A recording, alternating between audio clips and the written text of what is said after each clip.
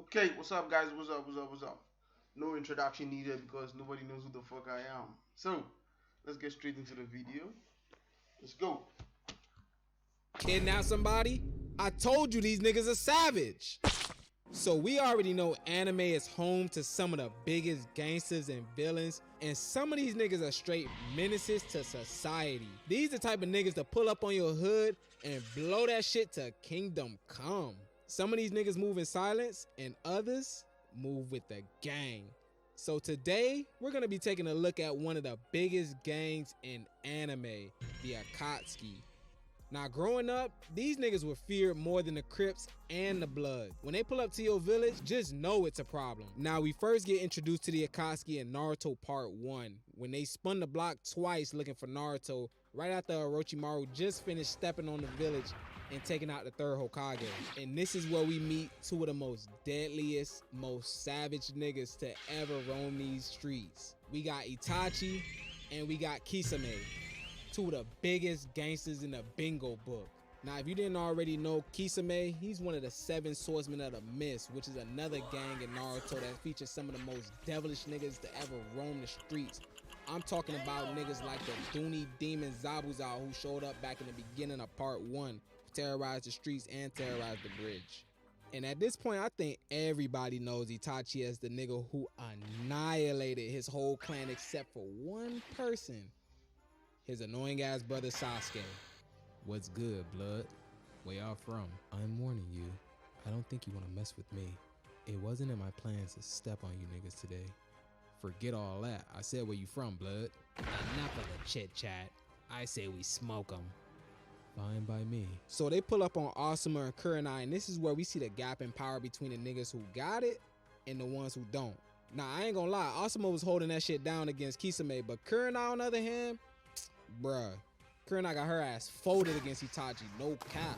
Yo, she got her ass straight dogged out by Itachi. Yo, no lie, Itachi is definitely the MVP. Bruh, this nigga put the fear of God in niggas as soon as he opened up his eyes. And Kurenai tried to play my boy with a genjutsu, but Itachi said, man, get that bullshit out of here. I play my reverse Uno card, nigga. And this nigga Itachi ended up trapping Kurenai in her own genjutsu. Bruh, how the hell you get caught in your own genjutsu? That's like setting a bear trap and then going back to step on that shit. And just when you thought all was lost, man, here come my nigga Kakashi. He done pulled up to even out the playing field. He said, man, what's good, y'all boys? I knew I could smell a couple of rats running around in my hood. See, now up to this point in the show, we really thought Kakashi was that nigga. None of the other villains in the show could really touch this nigga, to be honest. But when Itachi showed up, bruh, this nigga really showed us who's the biggest him in the streets. Kakashi, I don't think you want to step there. Oh shit. Kakashi tried to hit the step back and pass the assist to Kurenai, but this nigga Itachi kamikaze his own clone and had these niggas shook to even look him in the eyes. Bruh, you basically gotta fight this nigga blindfolded. This is Oliver and Noah. Oliver is an expressive creator. He prefers easy flow and game design. Kakashi got caught lacking and put into a genjutsu called Tsukiyomi. Nah, nigga, you ain't dead, but you might as well be. Welcome to hell. Here, you're subjected to 72 hours of ball-crushing pain. But don't worry, I'll take care of you. I'll make sure you enjoy your time here in paradise. It's fine. It's just an illusion. And plus, it's only 72 hours. It's not that long. I feel like it's already been about an hour. So far, you have 71 hours, 59 minutes, and 59 seconds left. What? And after Kakashi gets rolled into a pack, these niggas were finished. But then here come my nigga Guy show up to save the day and bail these niggas out. And trust me, this ain't the first time this ever happened, bro. Watch Naruto Part 2, you'll see exactly what I'm talking about. Who's the nigga with the wee-wee ass haircut? You're looking at the sexiest demon of the leaf, but the ladies call me Guy. Well, nigga, how about we... Kisame, let's go. We're only here to get the boy, not start an all-out war with the ops. Lucky bastards. So we then move over to Naruto where he's just chilling and he gets a surprise at the door thinking that it was his Uber Eats order for some ramen. Finally, my food's here. Hopefully it's a baddie dropping it off. Nope. Itachi and Kisame pulled up to bag that boy and take him back to the trenches. And bruh, can we take a moment to stop and think that these niggas just casually knocked on the door to kidnap somebody? I told you these niggas are savage. Are you the Uber Eats people? Come outside. Let's take a walk. Take a walk? For what? Alright, this little nigga's talking too much. How about I chop off his legs? And before they can kidnap Naruto, man, here comes Sasuke showing up talking that tough shit, trying to run up on Itachi using Chidori, but Itachi says, man, get that bullshit out of here, little nigga. Foolish brother, I'm not here for you.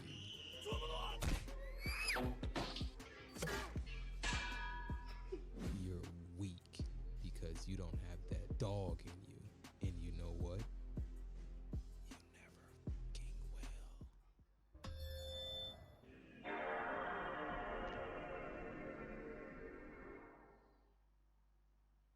Now Sasuke the second one to get rolled into a pack by Itachi. But they get saved by Jiraiya when he pulls up and asks them boys who want smoke. Jiraiya traps them in the stomach of a toad, but Itachi gets them up out of there using nigga flame no jutsu. And that just goes to show you, two of the strongest niggas in the series up to this point who we thought had the most sauce out of everybody got rolled into a pack almost instantly. Bruh, needless to say, even though these niggas didn't complete the mission, it took one of the legendary Sannin just to stop them. And that was only an introduction to what the biggest gang in Naruto has in store. Now let's move on. After the time skip, we start to meet the rest of the members of the gang and they meet up in silhouette for the first time to discuss who they gonna run down on next. And the next two members that we meet are Deidara and Sasori. Now if you thought Itachi and Kisame were bad, man, you ain't seen nothing compared to what these niggas have done. They pull up to the Sand Village to capture the head honcho himself, Gaara. You know, Gaara, the same nigga who was murking fools left and right and putting the fear of God in niggas all through part 1. Now they in the sky going at it and Deidara putting in that work before he loses his arms to Gaara's crushing nigga no jutsu. Now you would think from here, man, Gaara got this shit. Ain't no way he finna lose to this sorry ass nigga. Well, my friend, spoiler alert, that's exactly what happens. What Gaara didn't know was the whole time homie was getting his arm crushed, he was actually mixing the sand with a few grams of that yayo. I'm talking straight white girl, Hannah Montana, Miley Cyrus. And when Gaara got caught lacking, he fucked around and soon found out. The hard way, big dog. Gaara gets kidnapped and taken back to the trenches where he gets his soul taken out of him, and that's where we start to see these niggas ain't playing. And Gaara was just one of the many tail beasts the Akatsuki rode into a backwood.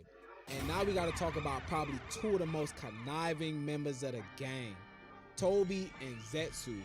Now I'm not gonna spend too much time on these two because I feel like they both deserve their own videos. Zetsu is half plant, half nigga, and Tobi is one of the most annoying niggas in the show until he switched it up on us damn near at the end of the series. Now no lie, at first we didn't know how much of a pivotal role these niggas would play near the end game. And at first glance, they do both look like a couple of suckers. But don't let looks fool you. And now we gotta move on to the next duo in the gang, and we got Hidan of the Blood Nigga Village and his homie Kakuzu the Finessa, aka the Dead Nigga Duo. We first meet these niggas when they were hunting for the Two Tails and trying to put her into a backwood. And what makes these niggas special is the fact that they both immortal and not even a blood of Jesus or holy water can slay these two demons. Now after they bag the Two Tails and some bald-headed monk who looks like Aang from Avatar, they pull up to the Hidden Leaf to track down the Nine Tails, but instead they end up running into Asuma and Shikamaru's team. They automatically started to run the fade, but then they realized that these niggas are immortal, and Shikamaru got his ass snuck by Kakuzu. Owie, that really hurt. Y'all on the wrong side of the hood, blood. Where y'all from? Cause it for sure ain't from here. Well, wouldn't you like to know? They continued boxing until Asuma got scratched by this nigga Hidan, and Asuma thought he had the one up on him by blowing that Reggie and lighting his ass up. But he fucked around and found out Hidan actually put that woo on him. And he got burned worse than a nigga who just piped down a thought off the corner of 79th. Cute. I have you now. Hidan turns into a full nigga, and we come to find out any damage this nigga takes would just be reflected on whoever is under his woo spell. He tries to go for the insta-kill, but Asuma and Shikamaru get the one-up on this nigga and chops his head straight off. Man, Asuma, you almost got your ass smoked just now. Yeah, you seen that too, right? Well, there's one down, one more op to smoke. Alright, from here, you would think to yourself, this nigga gotta be dead, right? Even a zombie or a demon dies when you cut his head off. Well, not this nigga. This man got his head decapitated, but he's still talking cash shit like Brenda from Scary Movie. Cocky boo boo baby, could you please help me out? Jesus Christ. And Kakuzu just casually fades Asuma and reattaches this nigga head to his body. They tried everything they could to keep these niggas at bay until reinforcements arrived, but they just ended up getting no dipped in the end. Hidan delivers the final blow, and even Asuma's baby mama felt that shit.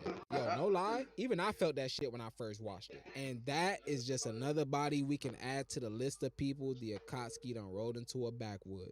And something that we smoking on is that 1K pack, so don't forget to go ahead and hit that like button and join the crew.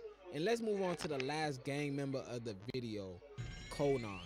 Okay, so with Konan, there isn't much we can really talk about other than she's one of the most slept on waifus in the show and in all of anime. Nah, but in all seriousness, Konan was really important in like maybe 2 or 3 parts of the series.